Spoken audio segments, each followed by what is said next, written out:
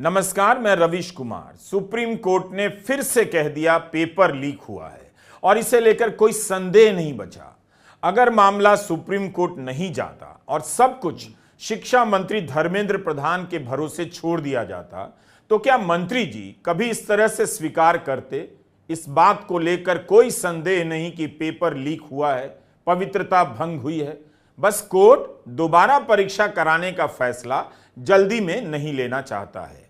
Court के सवालों से लगा कि उसकी नजर इस बात पर है कि पेपर लीक कब हुआ। तमाम खबरें हैं कि 4 मई को पेपर लीक हुआ है। हम आगे वीडियो में भी बताएंगे। अगर यह अदालत में साबित हो जाता है तब नीट यूजी की परीक्षा को रद्द होने से नहीं बचाया जा सकता है। कोर्ट में क्या हुआ और हमारे पास जो सवाल हैं उन सभी को हम इस वीडियो में लेकर आए हैं। 8 जुलाई को सुप्रीम कोर्ट में चीफ जस्टिस की बेंच ने नीट यूजी के मामले की सुनवाई की। कई जरूरी सवाल उठे जिनके जवाब से साफ हो रहा है और साफ हो जाएगा कि क्या सरकार अब भी इसे हल्का समझ रही है, कुछ छात्रों तक सीमित समझ रही है, या फिर उसे यह स्वीकार करना पड़ जाएगा, सुप्रीम कोर्ट की बात दोहरानी पड़ जाएगी कि पेपर लीक तो हुआ है और परीक्षा की पवित्रता भंग हुई है। सुप्रीम कोर्ट ने एनटीए, नेशनल टेस्टिंग एजेंसी और जांच कर रही सीबीआई से कई जरूरी सवाल पूछे हैं। कोर्ट ने कहा है कि दोबारा परीक्षा कराने के फैसले पर तभी पहुंचेंगे जब पूरी तरह से यह निर्धारित हो जाएगा कि पेपर लीक व्यापक था और 5 मई की परीक्षा शुरू होने से काफी पहले लीक हो गया था। कोर्ट ने कहा कि रीटेस्ट का आदेश देने से पहले हमें सभी 23 लाख छात्रों के बारे में सोचना होगा। इस मामले में अगली सुनवाई 11 जुलाई को होगी। 8 जुलाई को सुप्रीम कोर्ट ने एक बड़ा फैसला दिया। एनटीए से कहा कि सभी छात्रों के रिजल्ट प्रकाशित कर दिए जाएं। नीट यूजी के सभी छात्रों के नतीजे प्रकाशित नहीं किए जाते हैं। एनटीए हर साल टॉप 100 के उम्मीदवारों का ही रिजल्ट प्रकाशित करता है और हर कैटेगरी के टॉप 10 उम्मीदवारों का रिजल्ट उसमें दिया जाता है। इसमें नाम, रोल नंबर और राज्य की जानकारी होती है। इतने भर से पता चल गया, केवल 100 छात्रों के नतीजे से यह घोटाला पकड़ा गया कि एक खास सेंटर से 6 टॉपर हैं और उन्हें 720 नंबर आए हैं। अब कोर्ट ने कहा है कि सभी छात्रों के रिजल्ट प्रकाशित करने होंगे। वीडियो बनाने तक फैसले की कॉपी नहीं मिली थी, लेकिन हमारा सवाल है कि क्या एनटीए लाखों छात्रों के रिजल्ट प्रकाशित करेगा या एक खास कट ऑफ का चुनाव करेगा, जैसे मान लीजिए 580 नंबर तक के ही रिजल्ट प्रकाशित किए जाएंगे। तीसरा सवाल है एनटीए ये रिजल्ट कब तक प्रकाशित करेगा। इलेक्टोरल बॉन्ड जैसा मामला हो गया है।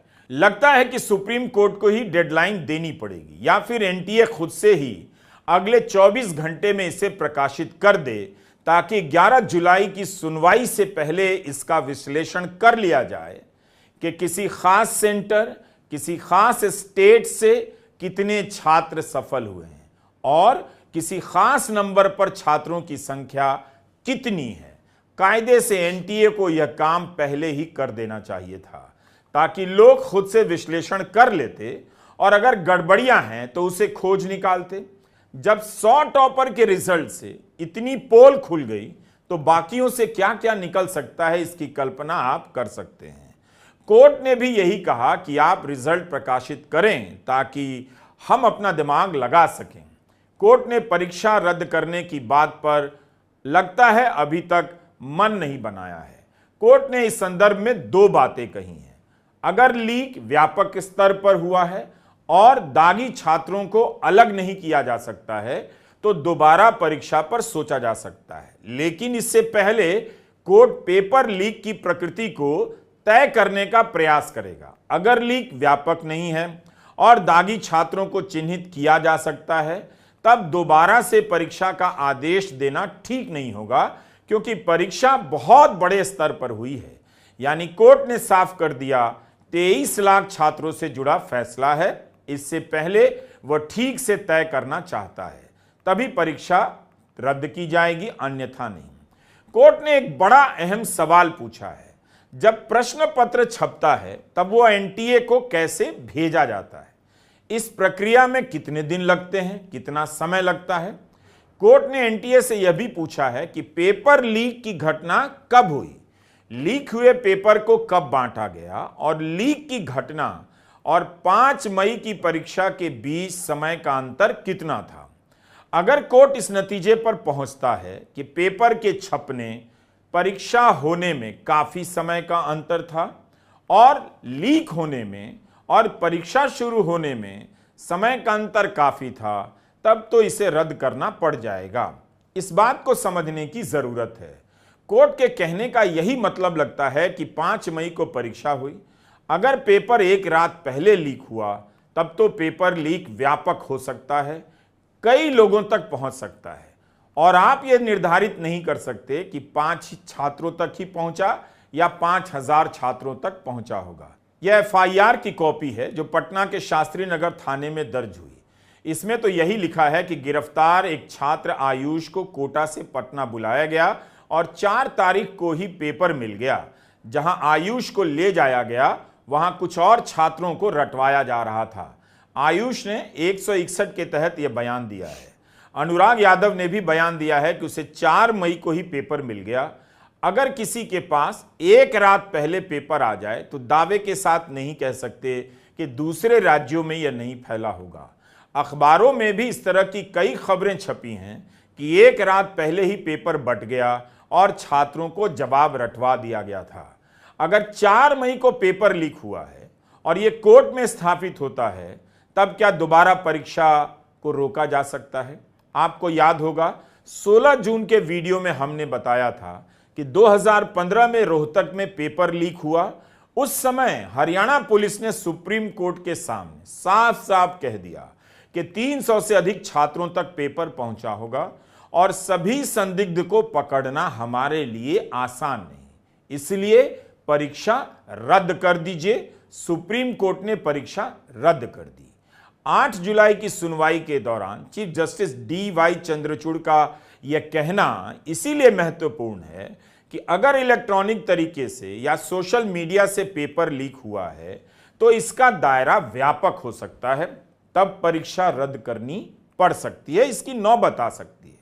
2015 में हरियाणा पुलिस ने तो यही कहा था कि इलेक्ट्रॉनिक उपकरण के जरिए सवालों के जवाब दिए गए, लेकिन कितने छात्रों ने फायदा उठाया, उन सभी को पकड़ना मुश्किल है। इसके बाद उस साल सुप्रीम कोर्ट ने परीक्षा रद्द कर दी। 25 जुलाई 2015 को दोबारा से मेडिकल की प्रवेश परीक्षा कराई गई थी। 2015 में सीबीएसई की तरफ से पेश हो रहे भारत सरकार के सॉलिसिटर जनरल ने कोर्ट के सामने कहा कि दोबारा परीक्षा तो नहीं करा सकते, 44 छात्र ही पकड़े गए हैं। इस वजह से 6 लाख से अधिक छात्रों को दोबारा परीक्षा के लिए मजबूर नहीं किया जा सकता। देखिए, 44 छात्रों का मामला था, तब भी दोबारा परीक्षा हुई। 5 जून 2015 को रिजल्ट निकलने वाला था, लेकिन सुप्रीम कोर्ट ने परीक्षा रद्द कर दी। अब सवाल उठता है कि इस बार गुजरात, महाराष्ट्र, बिहार में पेपर लीक को लेकर कई गिरफ्तारियां तो हुई हैं। यह कैसे सुनिश्चित किया जा सकता है कि पेपर लीक का दायरा व्यापक नहीं रहा होगा और एक निश्चित संख्या से ज्यादा छात्रों को पेपर नहीं मिला होगा? कोर्ट ने कहा कि अगर इसे सुनिश्चित नहीं किया जा सकता है तब तो इम्तहान रद्द करने की नौबत आ सकती है। कोर्ट ने एक बात कही कि इस बार अप्रत्याशित रूप से 720 अंक आए हैं, यानी अभिभावकों की बात को कोर्ट ने संज्ञान में लिया है। लेकिन कोर्ट ने कहा कि इनमें से कितने छात्र ऐसे हैं जो उन 1563 में से हैं जिन्हें ग्रेस मार्क्स दिए गए। यह बहुत महत्वपूर्ण सवाल सुप्रीम कोर्ट ने पूछा है।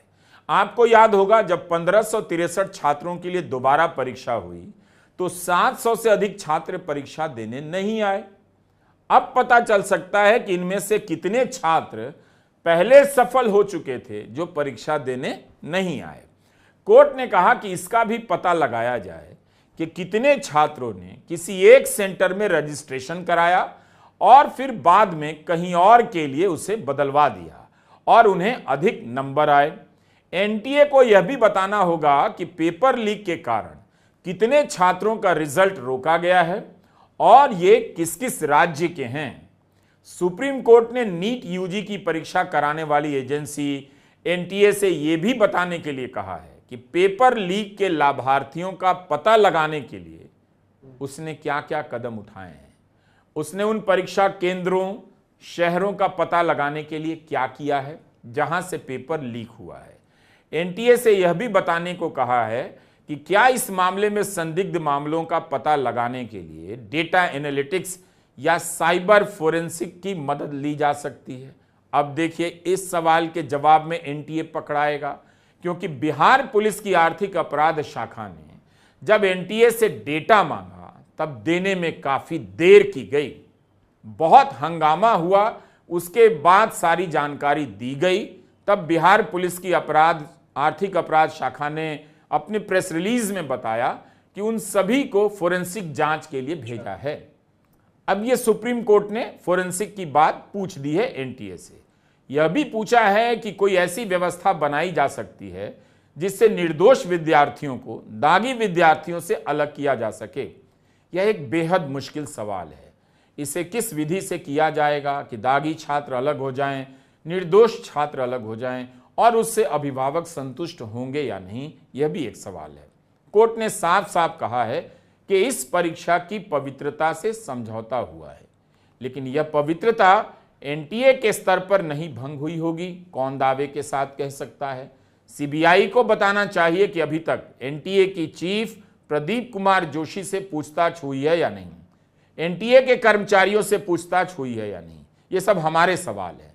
सुप्रीम कोर्ट ने सीबीआई से कहा है कि नीट यूजी की जांच के मामले में स्टेटस रिपोर्ट दाखिल किया जाए। कोर्ट ने याचिकाकर्ताओं से भी कहा है कि उनके पास यह कहने का आधार क्या है कि पेपर लीक व्यापक रूप से फैला होगा, परीक्षा दोबारा से हो।